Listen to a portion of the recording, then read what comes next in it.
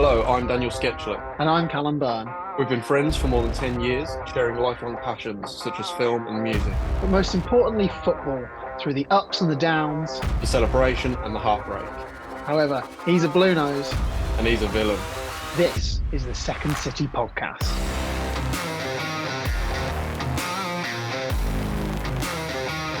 Hello, Dan. You all right?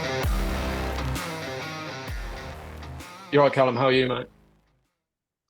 Not too bad. Not too bad. Ready for another episode in the old history books today?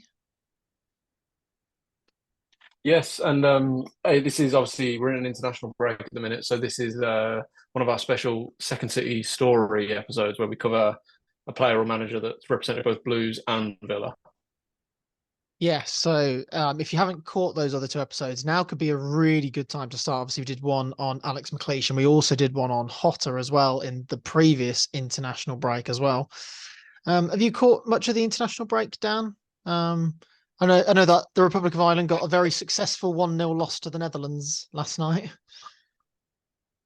Yeah, no, to be honest. In fact, as we're recording, England are playing right now against North Macedonia, I think. That kind of, Yes. I don't know. I've always said I don't mind the international breaks being boring, so long as the tournaments, the World Cup and the Euros, when it actually comes to it, are what matters. But no, the qualifiers and stuff. I don't like. Oh, I don't know. I kind of don't mind that they're not very exciting. It's means to an end. About so long as the finals are good themselves, that's what matters, really. Yeah, I mean, I'm just praying tonight because Ollie Watkins is playing, and I'm just please don't let him get injured, please, please. I didn't want him to play, but Please do. No, I wouldn't wish an injury on someone, obviously, but no, it's some sort of yeah. suspension maybe or something. Moving on. But get him suspended for the Euros or something. That'd be quite nice.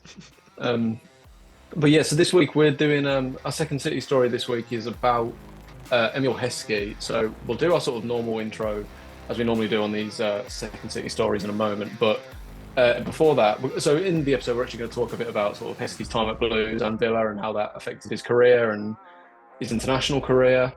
It's actually a very interesting story how Heskey went from this I would say is acclaimed Liverpool striker. I don't know, like he was a very successful striker anyway. Yeah, I mean, he went for the fee he went to Liverpool for, as we'll cover, was I think it was the biggest fee a Merseyside club had ever paid at that point, and this was back in around 2000. So he was a big name player, so to speak, at least for an English footballer at the time. Yeah, and like I remember when he came to Blues, it was like a really big. I mean, it was a huge coup for us. It was like an England international, and like we'd only been in the Premier League again for like a few years, really. But we'll get onto all that later and talk a bit more in depth about his career and why it's interesting and so on. But first, as always, we're going to start with we're wearing. So I'm sure you know the gist by now. But it all ties into it because we've both gone for a sort of Heskey era kit. Seemed kind of fitting, I think. So do you want to start this week, Callum, or should I? I'll go first this week because if you caught last week's episode, then I spoke pretty much about this season that I'm about to speak about. So last week I wore the away shirt for this kit, which is 0910. And this is the home shirt, this Nike Acorns, gorgeous shirt, round neck. This has a player on the back. It doesn't have Heskey on the back, but it does have Stilly and Petrov on the back. I don't know if you can quite catch that in the shot, Dan. Um, Ah, so I can, yeah, just about 19. Well, I yeah. know he's on anyway. So, yeah. Um, but yeah, I spoke a lot about this Um, season. It was Even as a probably my Blues fan, favorite. he was a very good Yeah, player. yeah. Petrov was quality.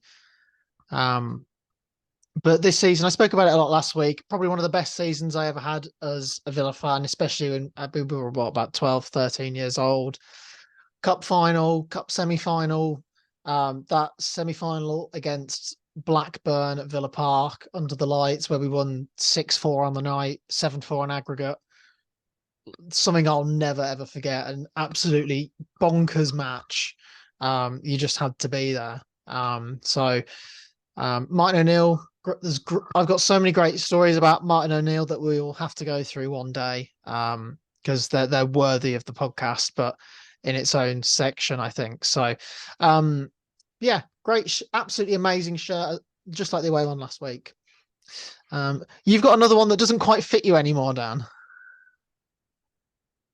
No, I'll get it down for viewers, the video listeners, video watchers. Have a guess. The fact it doesn't fit me probably helps narrow it down. This is a blue Flyby home It must be Lonsdale. around like 0405, maybe 056.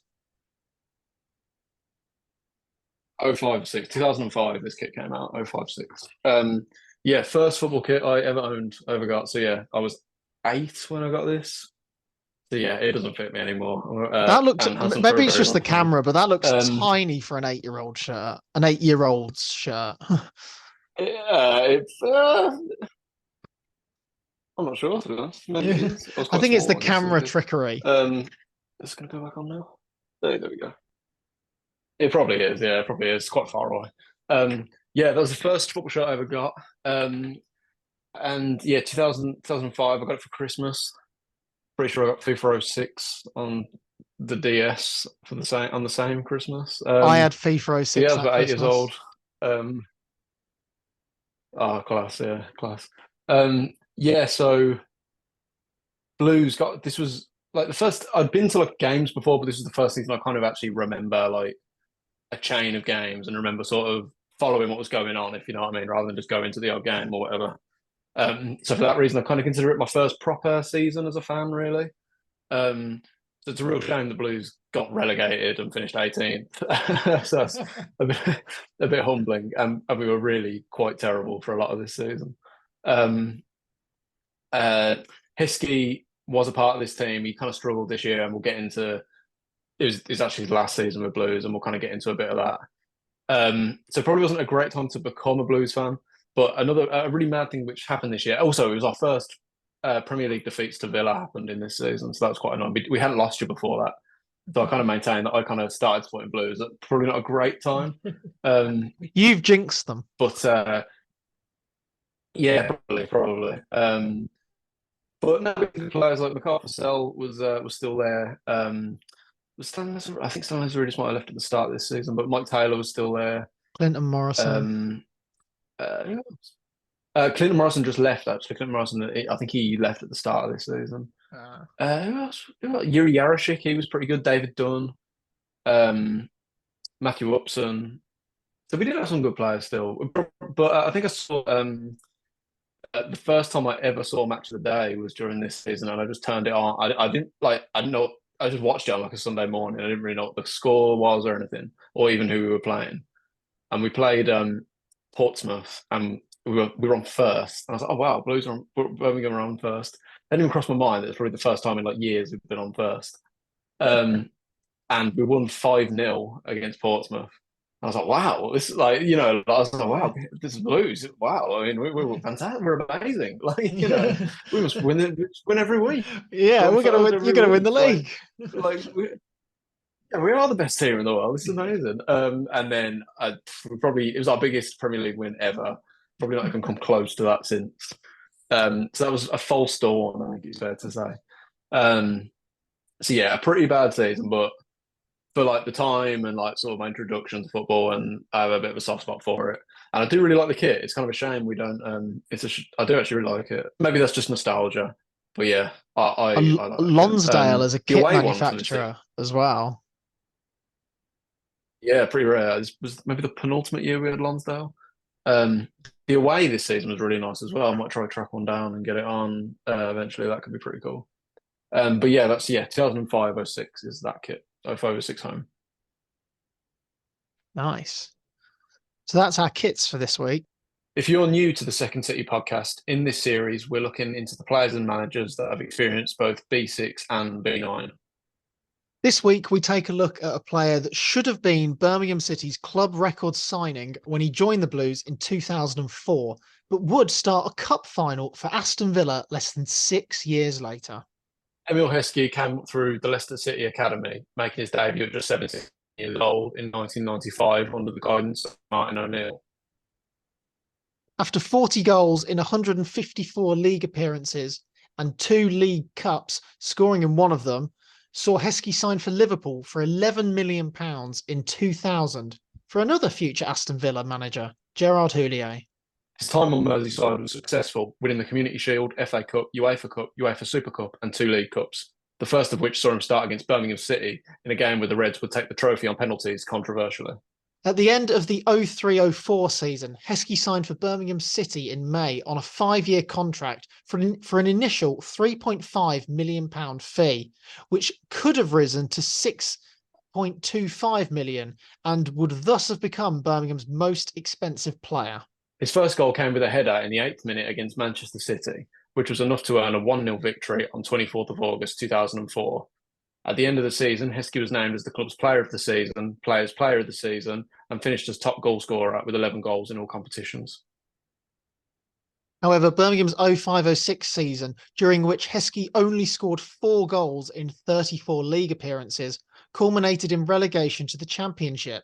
During this season, Heskey's inconsistent performances saw him receive abuse from some fans.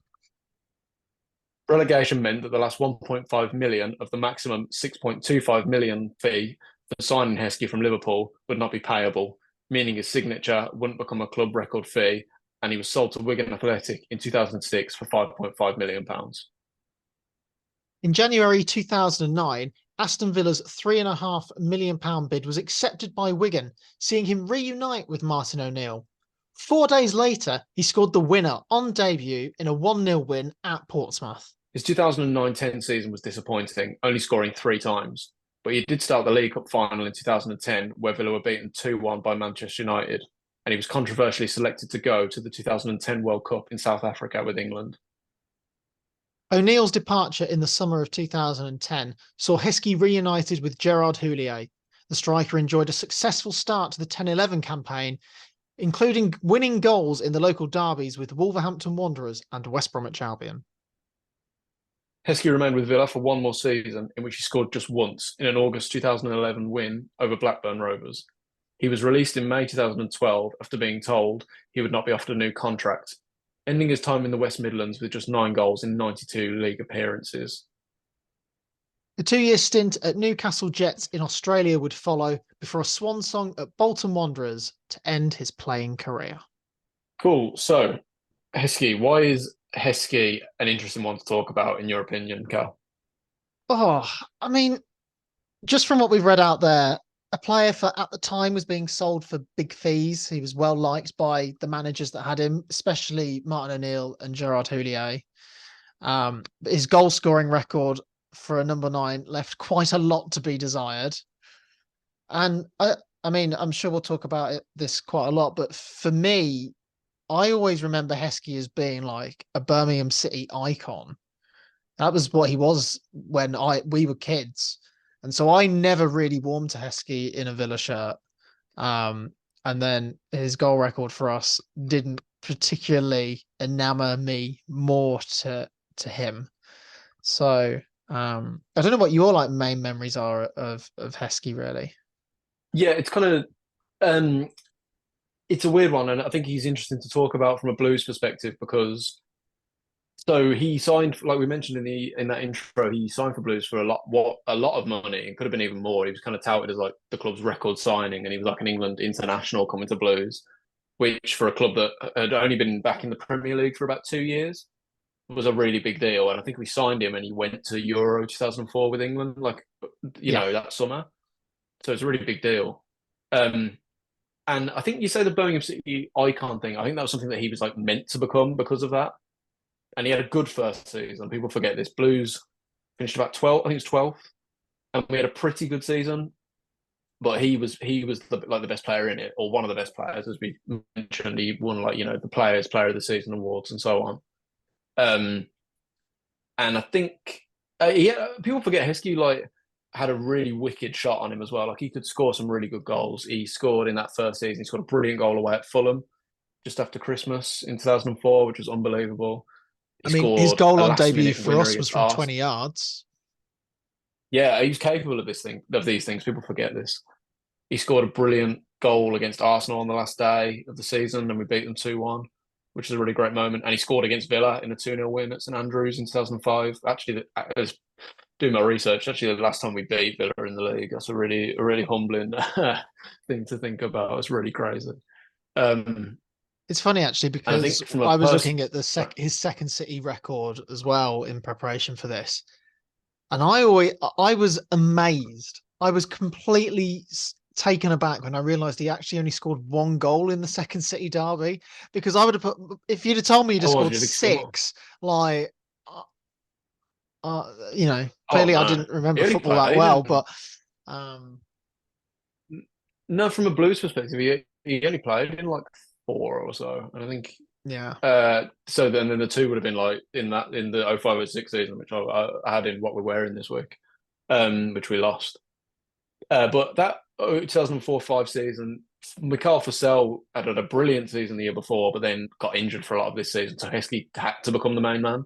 And he did have a good season and he owned it. And I think from a personal perspective, so my first ever game I went to was in that season, and it was against Leeds in the FA Cup third round, and Heskey scored the first goal. So Emile Heskey scored the first goal at the first game that I went to. So like we were only like 8 or 9 at the time, so that's those kind of Heskey was like the star man, so you kind of hold them in that in high regard, I guess. yeah, yeah. But it's really everything that happened afterwards, though. Like the following season, he actually started well. We scored 2 goals away at West Brom, and we won 3-2 at the Hawthorns early on in the season.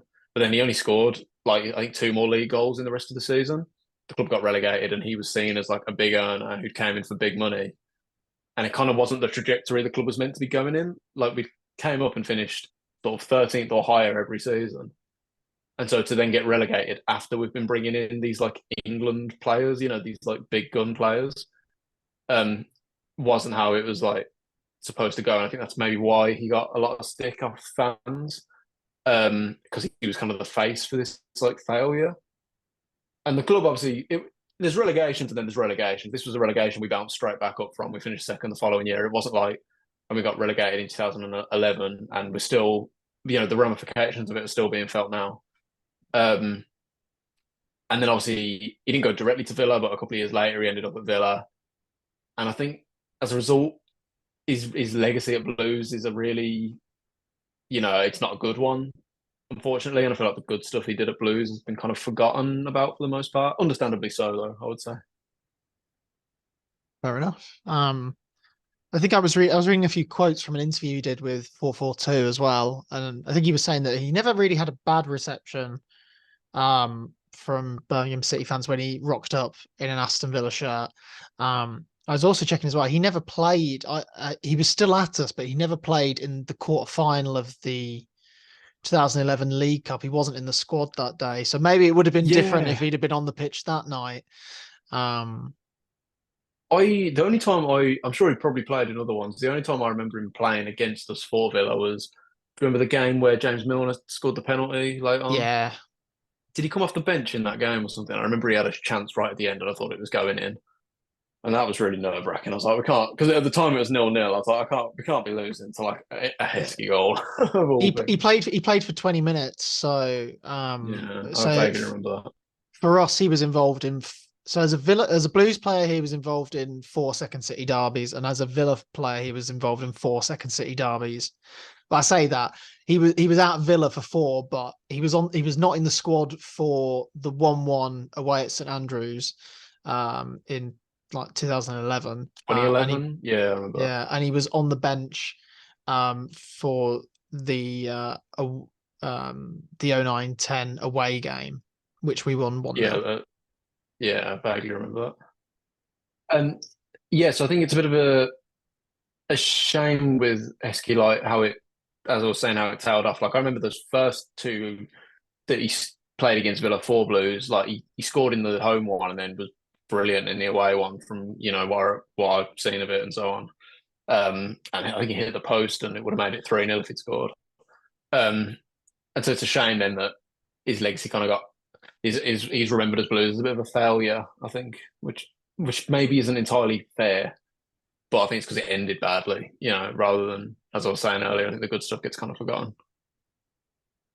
Yeah. Well, I mean, what do you make of his goal record for you? Because like we said before, he wasn't like a prolific striker. He was always renowned for like being strong and his hold-up play.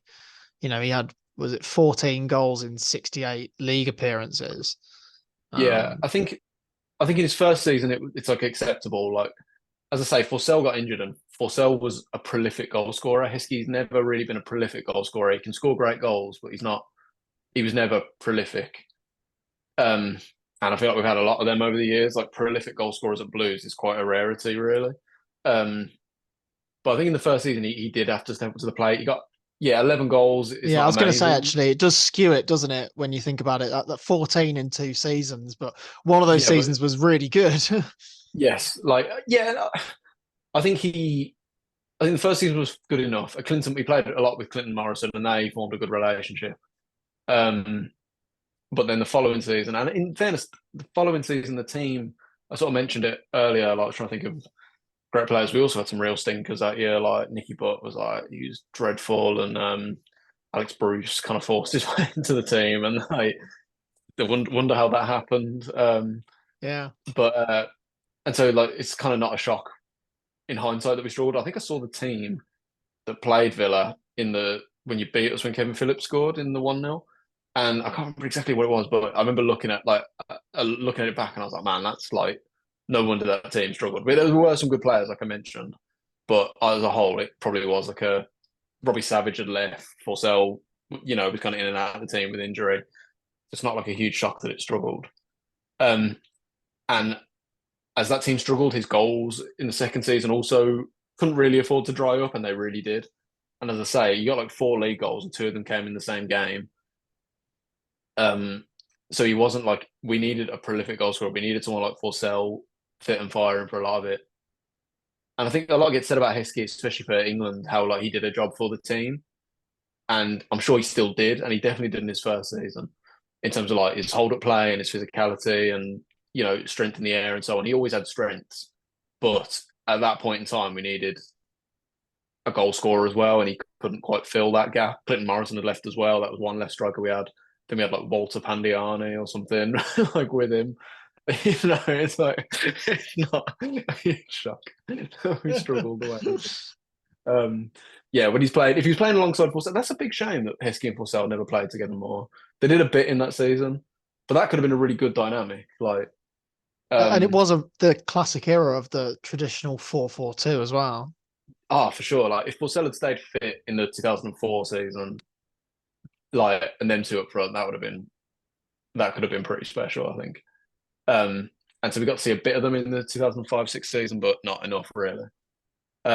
So yeah, his goals ultimately are what let him down, and ultimately are what people I think judged him on. Um, so I think he was maybe the right man at the wrong time, maybe in that sense.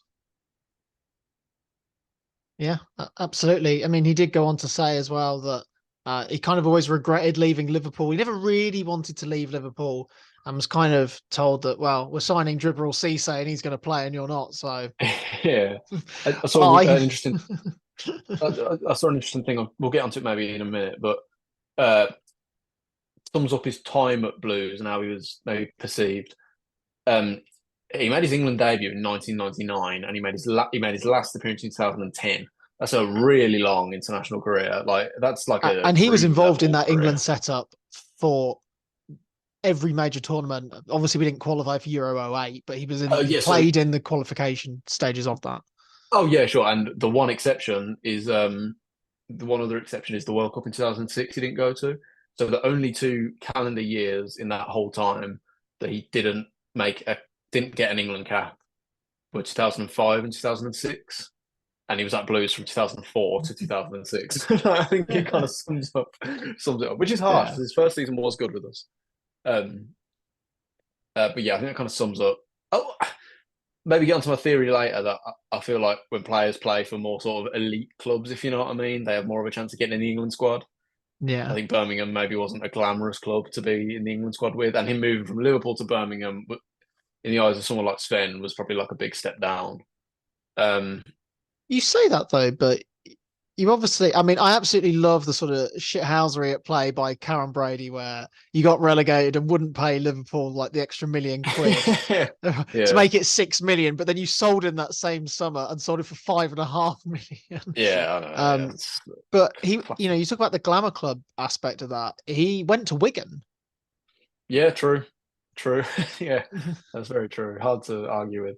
And he got back. Yeah, he did play in the qualifiers for Euro 2008 as well. Um, but we can get onto his England career a bit more in a minute. How about his time at Villa? What are your like sort of? I know you said you didn't really warm to him overall. No, I mean, like I said before, I at least when I was growing up, like Blues fans loved Heskey. We hated Heskey. This was, this was We're before talking sort about of, when we were like, children, when we were like, yeah. This is like, like the David O'Leary days of Aston yeah, Villa yeah. and like the Steve Bruce days of Birmingham City, where we weren't great. You were all right. We Mm. were both very mediocre, I think it's fair to say. Um, and like this was an era we didn't win. We never won the derbies at this period, and so like the likes of Mikael Forsell and Emile Heskey were like, you know, they were the Robbie Savage. heroes. Robbie Savage, you know, these guys were like the heroes on the playground for Birmingham City fans, and the players that sort of tormented us, poor young Villa fans of the time. And so they say a year's a long time in football. 2 or 3 years down the line after he left you, I was surprised that we were signing him. I think it kind of came, as transfers kind of did back then. It was a bit out of the blue. January signing. Um, I still will never particularly know why we signed him. Obviously we had Gabriel Bonlahor, we had John Carew, we had a very young Nathan Delfonso who was getting quite a lot of minutes for a player that was never very good, but he was young and raw, and obviously Martin O'Neill believed in him. Um, so to then go and sign another striker, um, it's just a bit of a weird one. I know he offered something different, and maybe the thinking was you put like Heskey and Agbomlahor up front together, and one will hold the ball up and one will run in behind, sort of thing. But then John Carew was one of my heroes growing up, and he was very good at holding the ball up. He was big, strong, tall player.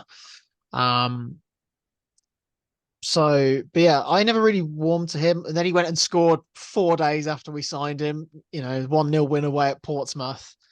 Um, and that classic where people go, "Oh, but you like Heskey now."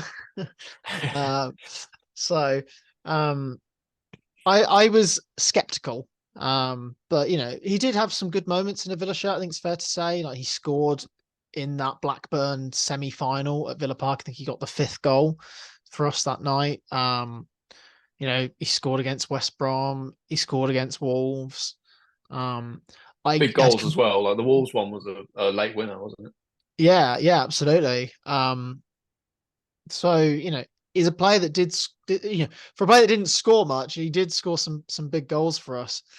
I found him quite frustrating to watch. Obviously, he's not a prolific striker, and um, one of my main memories, one of the last seasons that I last had a season ticket was when we lost at home to Manchester United under Gerard Houllier. In fact, it would have been my last season as a season ticket holder. And we were 1-0 down. Phil Jones had scored for Man United, and Heskey picks up the ball and around like just not far outside the edge of the box, sort of on the right center. And he sort of cuts in and has this shot towards the goal, except he sort of slips and slices it, and it went out for a throw in. Yeah, And like it is funny when you watch it, there's those clips of him on the floor with his head buried in the grass, thinking, yeah. what have I done? Mm. Like the last chance of the game, and it didn't. He went out for a throw in. Yeah. um, I- It's So what did you make of then when he came back to Villa and whilst he was he went to Villa and then whilst he was there, he was picked as one of 4 strikers to go to the World Cup with England in South Africa. It was I Yeah, it's remember from the outside looking in was pretty strange. Like, yeah, weird.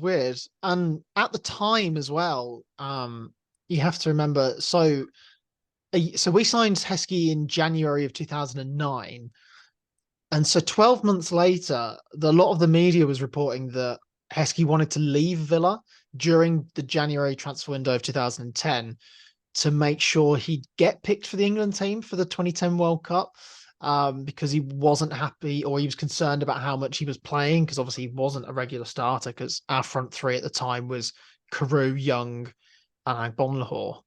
Um, and I think to which Martin O'Neill just responded in a press conference saying, well, there's players here at Aston Villa with England ambitions, so I wouldn't be concerned about that. So maybe going back to like your elite club sort of mindset, that, well, we've got Ashley Young, James Milner, we had Gareth Barry, these players all are in and around the England squad, so Heskey will be fine. yeah, I mean, I wonder if like a lot of clubs, and you mentioned like O'Neill brought him in and tried to play him with like Bonor and stuff, and I'd imagine the plan when he came to Blues originally was to play him alongside Forsell. I feel like they're probably all trying to replicate what Heskey had with Michael Owen at Liverpool, and Yeah, then with 100%. England. And I think like Heskey's biggest strength as a player was showed in that era. Like, I don't at all disagree with there being a point in time where Heskey was England quality, because in terms of what he could do with a player like Michael Owen was like excellent. They were like a perfect big man, little man combo. And international football, by its nature, is very defensive, and Yeah, he'd be the perfect player to hold the ball up and keep hold of the ball in the opposition third of the pitch while yeah. you're trying to get some runners in behind. And I think maybe his time at Blues maybe tailed off when he clearly didn't have maybe the players around him. Not to say that he was, I think he was maybe starting to decline anyway, but like, he didn't have those players around him maybe so much. I think he maybe shone when he was still young enough and was surrounded by like quality players. Like him and Owen, it's like, I think it's like a fair, it's like when people say like Gerrard and Lampard didn't play that well together, they would have been better with like one of them and like Owen Hargreaves or something, Yeah. like, because it's about the combination of the two. I think that's probably a fair sort of comparison. And you hear a lot about how when it came to 2010, apparently Rooney really liked playing with Heskey, and you can see why. Because if you're a striker alongside Heskey, he's like the ultimate like wingman, isn't he? He's like Yeah. I was going to like, say, yeah, wingman. Yeah, definitely. not literally, but he does all like he really helps. He's a very selfless player, or was a very selfless player. I remember he started that World Cup well. He got an assist in like the first couple of minutes. I remember against the US. But by that point, I don't really know. By 2010, he was he was definitely in his 30s. He was probably like 32, something like that. Yeah, and I mean, he had incredible. To be fair, he did have incredible longevity in the game. Obviously, his debut was in '97, and he retired at the end of the 15-16 season. So he had almost 20 It was years. 95, wasn't it? Oh, yeah, 95. Sorry. So he had Yeah. over So, 20 years of professional first team football, which is yeah, incredible, really. I mean, it wasn't all to a oh, great standard. no. And I think, I remember like that World Cup, he came, do you remember England were 4-1 down against Germany and they subbed him on like with 20 minutes to go. It's like, he's not the man who's going to bang in 3 goals in like 20 minutes. That was I mean, that laughable. England team was a disaster. I mean, Matthew And Upson I think that was started what that was game. weird as well. Say again, sorry. Matthew Upson started and scored Yeah, that day for God, England. small world, man. Like Blues 0506 reunion. Just Chris Sutton was missing. Chris Sutton played in that team as well. And He he was was the at only Villa one. around that time. Well, a few Yeah, seasons before, but maybe we'll do an episode on him eventually. Um, but yeah, I think like I feel like it's around that point Heskey became this like I don't really agree with this kind of meme that he became, and this kind of like yeah, it's something which I don't know about what you think. It doesn't really sit too well with me. I think it's no, and it's like people not remembering him as a good player. It's when what we're talking 2010. So we're in the sort of origins of the social media era, aren't we? And so a player that maybe is in the England spotlight who shouldn't be. Yeah, sure. And he definitely shouldn't have been by 2010, in Oh my yeah, opinion. Like, it was yeah. way too late, you know. I mean, I understand the logic of why they took him, but he was not the player to take. No, no. But yeah, we're in the early stages of that social media era. You got a player who the press are probably saying, they're probably saying on ITV and BBC, why is Heskey there? Why have they brought him on? And so it's very easy to see how somebody could be effectively memed like that. Yeah. In the same way that And I Harry think, Maguire is now. Harry Maguire's a yeah, quality player. 100%. And I think a lot of it's probably, I don't know if, like, it's fully fair, but I think it's like with Harry Maguire. I think a lot of it is because, yeah, and same with Heskey, they've absolutely got reason to criticise. But I think the fact that Harry Maguire is he's a bit of a weird looking guy. Like, he's not like, you know what I mean? He's not David Beckham. Like, stuff Yeah. like that is probably a contributing factor. And I feel like with Heskey, he was like he didn't have a footballer's body necessarily. You know, he didn't really Mm. look like a footballer. Um, he wasn't very showy. He kind of went against all the stereotypes of it. Yeah. And I think a lot of that kind of contributed, in my opinion. Like, I don't know. I'd say though you'd have that sort of viewpoint as well, but then obviously when they do something a bit silly like having a shot and it goes out for a throw in, or like Harry Maguire Yeah. making a like tackling his own Oh, defender or something, then 100%. But I think my point is like other players do this stuff, but I think oh yeah.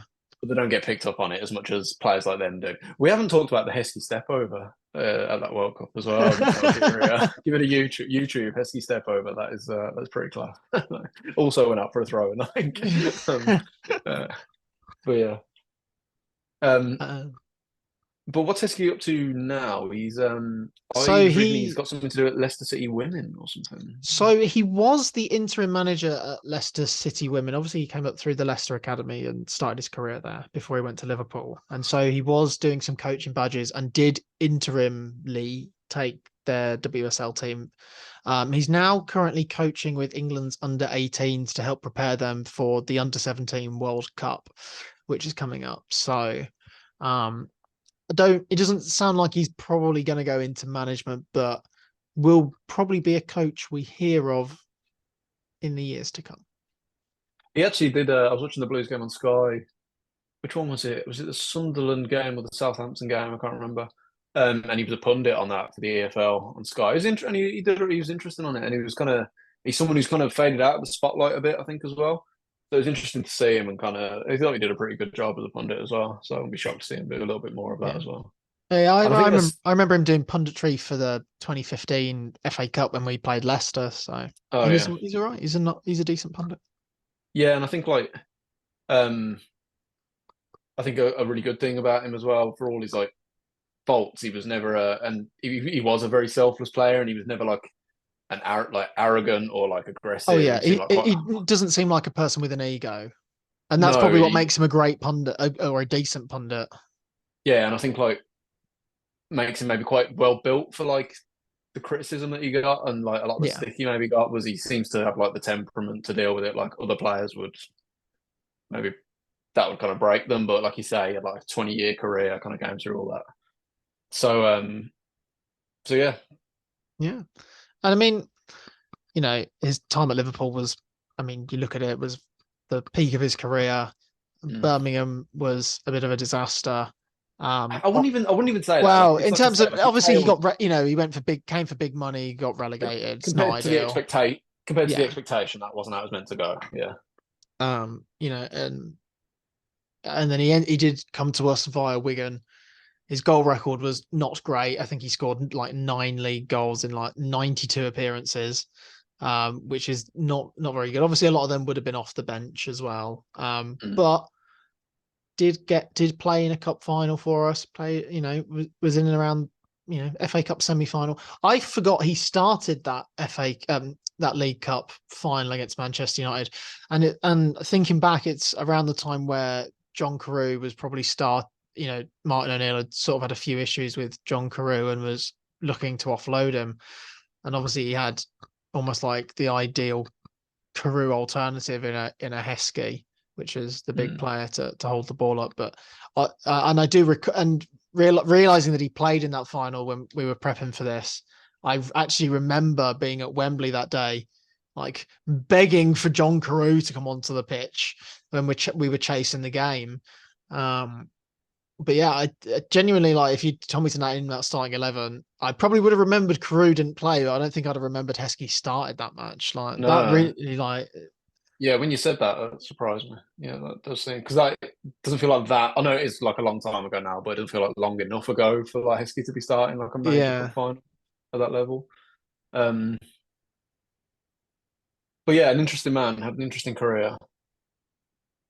yeah, absolutely, absolutely. And I do find as well when we do these episodes that the players that especially play, or the managers that go between both clubs, they are not boring individuals. And their careers No, are certainly interesting. And it does seem, at least of the ones we've done so far, we've done 3 of these. Aston yeah, Villa has pretty there's a much trend. ended all of their careers. Yeah, I think it's why it's interesting though, because it's a bit of a trend of things maybe not quite working out how they should have. That's definitely Yeah, been a trend so far. And a few of the other ones we've got to come. Maybe Kevin Phillips might be a bit more positive. We both like oh he did yeah, well love at Kevin both clubs. Phillips. Sure, we'll get to that one eventually. Um, but yeah, I think we'll just about wrap it up there, Carl. I guess that feels like quite an in-depth discussion about Emile. Yeah. Yeah, absolutely.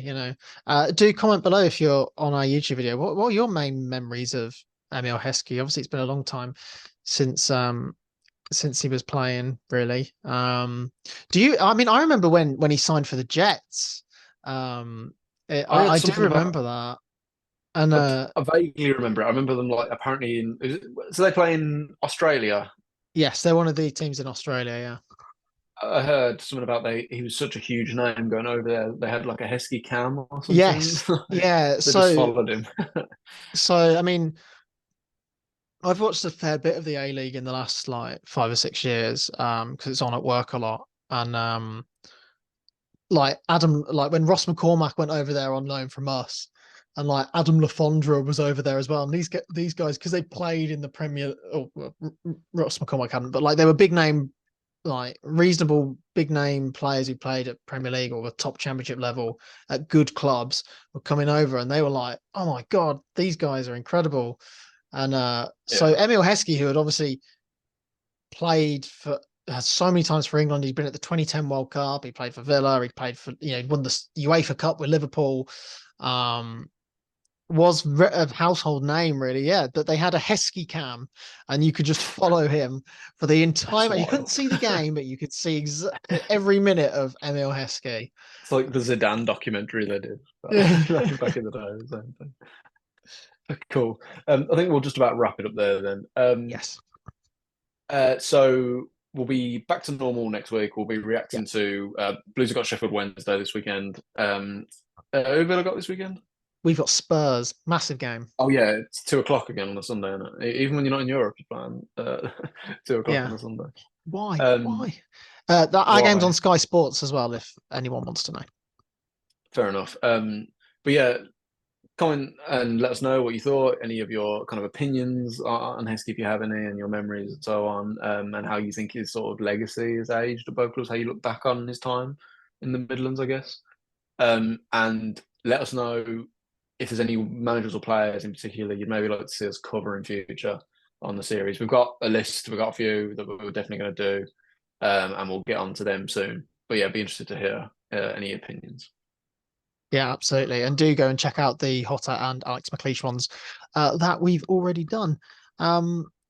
So don't forget to subscribe on whatever podcasting platform you're on. Give us a 5-star review. It all helps the algorithm out. We've got, I think we're pushing nearly 20 followers on Spotify. So, and we see you. We've got a solid, dedicated audience of around 35 listeners a week across all our audio platforms. So, and hopefully that number continues to grow. So thank you for the support so far across the early days of this podcast. Yeah, and you can also follow us on Twitter and TikTok with the handle at Second City Pod. Yeah, that's 2ND City Pod, and our link tree is on screen now. So that'll take you to everything you could possibly want to find to do with the Second City podcast. Beautiful, Carl. Same time again next week. Same time again next week, Dan. Have a good week and up the Villa. Shit on the Villa and see you next week.